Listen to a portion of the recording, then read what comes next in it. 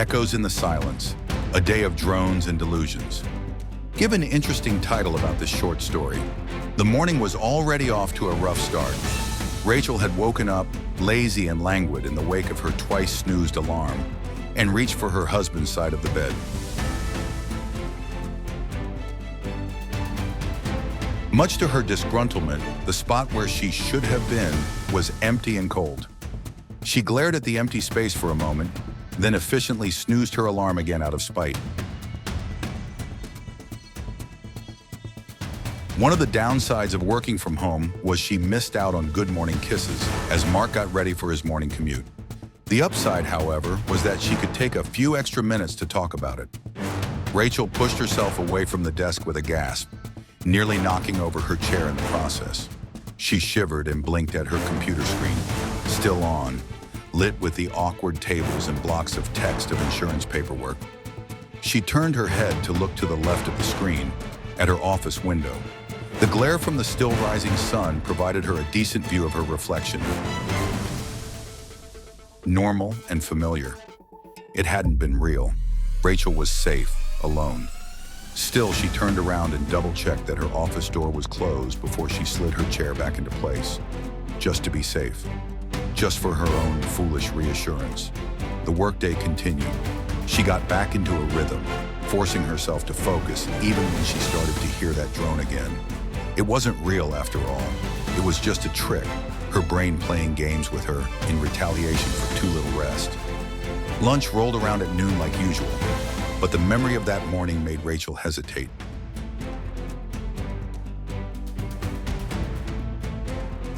She had to leave her office to get her lunch from the fridge. Why did that make her nervous? Even if the drone came back while she was in the kitchen, it couldn't hurt her. It wasn't real. She gave the coffee machine a wide berth anyway, taking the long way around the kitchen island to get to the fridge and scolding herself for being stupid the entire time. And for apparently leaving the creamer sitting out, she realized. God, what was with her that morning? Why was she having such a strange day? She shook her head at herself, then set the likely spoiled creamer by the sink to dump out later. She would deal with that mess after she had tucked into some leftover pasta. She opened the fridge. She picked up a plastic container. She opened the lid. Her hands were so cold. She put the container in the microwave. She pressed the one button. Her hands were shaking. The microwave turned on. The hum sounded off. The container began to spin. The hum wasn't coming from the microwave. Rachel turned around. The drone was in the office. The container kept spinning. The drone came closer to the door. Rachel was in danger. She could feel the droning in her bones. She couldn't move. There was nowhere to run. The microwave beeped and Rachel yelped, jumping in place and tears stinging the corners of her eyes. She started shaking, wrapping her arms around herself. There was nothing to be afraid of, and yet for some bizarre reason, Rachel felt as if she was being hunted by something.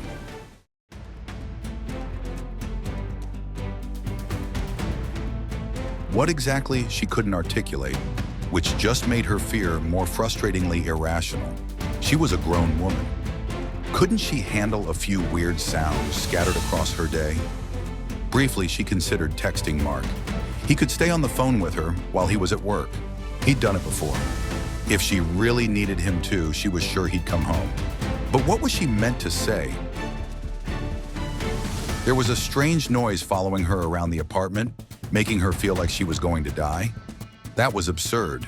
If she texted Mark that, he'd come home, sure. He'd come home with a cop to take her to a mental hospital. Rachel grabbed her food from the microwave and left it on the counter to cool. She wasn't hungry anymore. She'd just throw it away later after work. Missing lunch once wouldn't kill her, right? She felt like she'd been asking herself a lot of questions like that the past few hours, avoiding the question she didn't want to answer. The question idled in the back of her mind as she went back to her office. It let her sit back down and start to settle at her desk again, then slowly crept up on her, in time to the rise of an unsettling, familiar sound. What was making that noise? It was nothing. Rachel knew that. The drone that was drifting up from her doorway again wasn't real, which meant nothing was making it. That nothing sure was loud, though, for something that didn't exist. The more Rachel let herself focus on it, the more she started to notice. It was hard to hear anything beyond the droning, but if she really focused, she could have sworn she heard the whisper of feet on carpet as it came closer. The drone was giving her a headache. She focused on it anyway. The drone came closer. She could hear the whisper of feet on carpet. It came closer still. It radiated cold. It was standing right behind her. She could feel its shadow over her. It wasn't real. It couldn't be. It was. Rachel screamed, swinging into open air as she turned to push away whatever that thing behind her was. Much to her tearful frustration, it was gone again, the mind-numbing drone having retreated to the living room. It was in the living room. There was something there, something dangerous. It was toying with her, like a hunter that knew its prey was cornered. And now that she'd acknowledged it, it was bound to go in for the kill. Well, Rachel wasn't going to just let it have her. She forced herself up on shaking legs, stumbling to the office door and pushing it closed. She turned the lock for all the good that would do and started to back away. Just as she did, the drone suddenly rose to a crescendo and a heavy weight slammed against the hollow wood door. Rachel startled, stumbling back until she found herself in the corner of her office with nowhere else to go. The thing slammed against the door again. Rachel sank to the floor. The drone was furious. The door couldn't hold forever. Rachel hugged her knees and sobbed. The door shook with its rage. Rachel closed her eyes. She hoped Mark would be okay without her. The office door started to splinter. The front door opened. "Rachel!" The monster stopped throwing itself at the door, and Rachel's head jerked up. That was Mark's voice. "Oh God, no." "Mark, don't come inside," Rachel yelled. "Leave! Lock the door behind you. Don't let it get to you." "Rachel, what are you talking about?" Mark called back, paying her warnings no mind. To Rachel's horror, the drone moved away from the office and back toward the kitchen, where her unsuspecting husband was. She started to choke on her sobs as grief and panic clashed in her throat. It was going to get Mark too. The monster was going to kill him, and then it was going to come back to the office and finish what had started with her. How long would it take for someone to notice they were dead? Would her co-workers worry after a few days of silence? Would her neighbors notice Mark's car never left? Would her parents call for a welfare check when she stopped answering their texts? "Oh, honey, hey, it's okay. You're okay. Can you open your eyes for me, please?" Slowly disbelieving, Rachel opened her eyes. She lifted her head to find Mark kneeling in front of her. He was completely fine, the office door wide open, and the apartment quiet aside from her confused sobs. How? Did the monster escape out the front door? Did Mark kill it? "Can I hold you, sweetheart?" Mark asked, settling on the floor in front of her. Rachel nodded, and Mark gently coaxed her forward into his lap. "There we go," he said gently. "It's okay. I've got you. It's okay. You're safe. You're safe." Rachel wrapped her arms around him, still shaking as she hid her face in his shoulder. "Did you see it?" she asked him. "Did you see where it went?" "Mark, I thought it was going to kill me. I almost died." "Baby," Mark replied, "I don't know if there was a monster. Do you think you might have been hallucinating?" "What?" Rachel felt her thoughts stutter to a halt. "Hallucinating? But the psychiatrist lowered the dose of your ziprasidone a couple weeks ago, remember? And she warned us that your brain might react badly to it," Mark reminded her. "She said it might even trigger an episode, so we needed to be watching for it. Do you think that could be what happened? That you could have been hallucinating because your brain's not adjusting well to the lower dosage?" Suddenly, just like that, the previous several hours of panic felt embarrassingly unnecessary. The last of Rachel's panic dissolved in an instant, replaced by hot shame that warmed her face and neck. "Oh my God," she mumbled into Mark's shirt. "I was totally hallucinating, wasn't I?" She felt Mark's shoulders loosen under her head in relief. "Yeah, Rach, I think so," he said, bringing a hand up to play with her hair. "But it's okay. It's nothing to be ashamed of, remember? Schizophrenia is an irregular bitch. We couldn't have known for sure if it was going to be okay with you taking less medication, which is why we didn't go cold turkey, right? Now we know. We'll get you back on your regular dose first thing tomorrow morning. Take a few days off work to make sure you're adjusting all right. And we'll tell the psychiatrist it didn't work out. It's okay. You're fine. Rachel took deep breaths as he spoke, letting his words sink in. His reassurances didn't chase all the embarrassment away, but they did help. At the very least, she knew that Mark wasn't upset.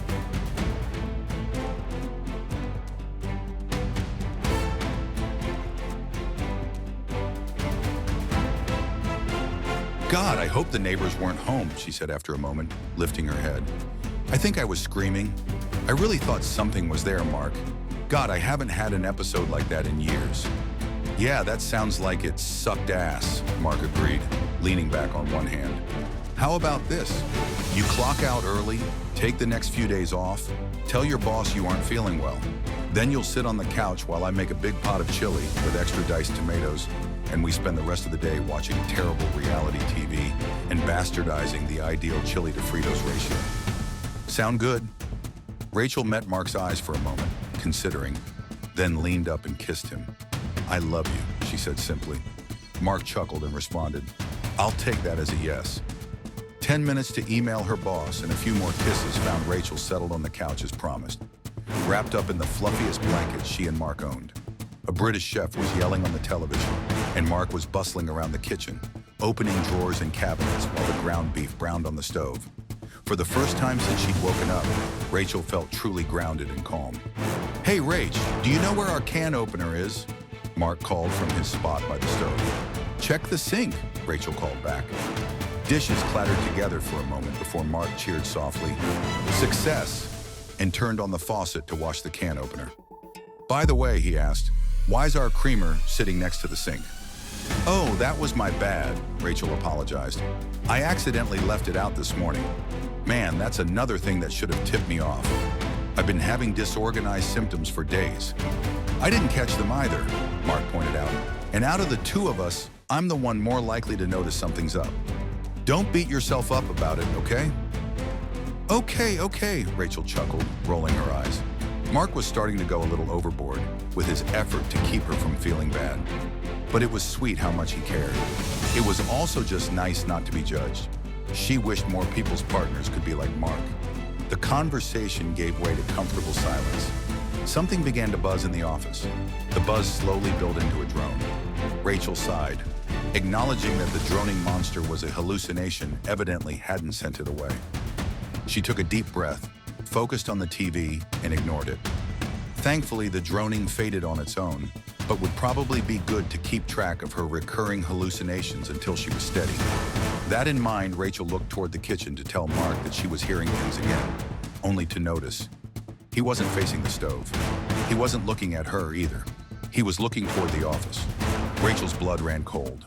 Time seemed to slow down as Mark finally looked at her and asked the one thing she wished he wouldn't. Did you hear that? Once her alarm declared her brooding time over, Rachel sighed, put the alarm to rest for good, and pulled herself out of bed. She immediately had the urge to crawl back into it. The air beyond her cozy covers was chilly with mid-October refusal to turn on the heater until absolutely necessary, Mark. Even worse, as soon as she was upright, she was reminded of every little discomfort that came with having an adult human body. Back pain, ankle pain, jaw pain from sleeping strangely, and a bonus ache in her joints from the cold. Oh, and after a few moments upright, she also needed to pee. All the usuals, checked off. After a brief stop by the bathroom, Rachel shambled her way into the kitchen, like the zombie she sometimes suspected herself to be. Undead or not, she still has bills to pay, meaning she needs to be alert enough to do her job. A strong, hot cup of coffee was in order. She made her way to the coffee machine and fell into familiar routine, seeking her prize almost on muscle memory. She got a mug from the cabinet. She set it beneath the machine's dispenser. She opened the machine's lid. Something began to buzz. She reached into the cabinet again. She retrieved an off-brand K-cup. The buzzing grew louder. She put the cup in the coffee maker. She closed the lid. The crunch felt violent. She selected 8 ounces on the little touchscreen. The buzzing became a drone. She pressed the button beneath the touchscreen. The machine began to whir. She could barely hear it over the drone. The floor creaked behind her. Something was watching her. Something was watching her.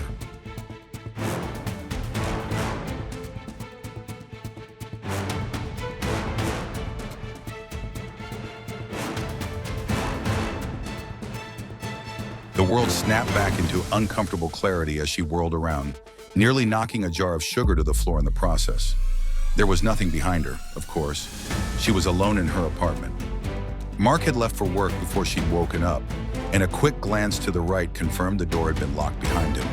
He even remembered to lock the deadbolt that morning.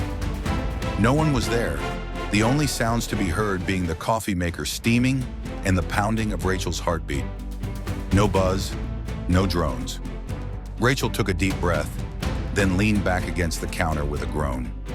Shaking off the adrenaline, she opened the fridge to grab some creamer and poured a generous amount into her cup. As she stirred her coffee, she reached for the pill container next to the kitchen sink. What better way to christen a fresh cup of coffee than by using it to wash down an unassuming little capsule? Not that she needs the coffee anymore. After whatever the hell that was, she was plenty awake. Coffee in hand regardless, she crossed the apartment to settle into her office and get to work. Over 6 months in, and her job still feels too good to be true, she'd managed to land a remote biller position for a telehealth practice.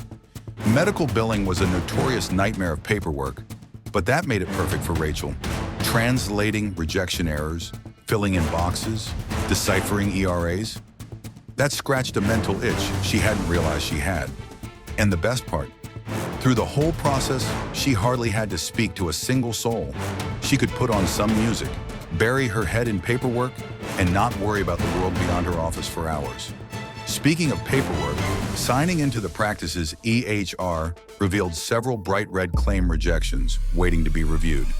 They were all from the same insurance company and all related to the same clinician. So Rachel's first guess was an NPI-related issue. That puzzle led her to another, and soon enough, she found herself easing into the natural flow of work. She deciphered the error message. She emailed the clinician. She opened the next batch of rejections. She ignored the drone. She turned up her music. She pulled up a patient profile. She selected the billable dates of service. The droning overpowered her music. She double-checked the payer address. She finished the intimidating red form. Her jaws still ached. She submitted the claim. It was so loud. She opened another ERA. The drone was right behind her. It was in her lungs. She couldn't breathe. Her monitor suddenly shut off. She stared into her reflection. Something else stared back.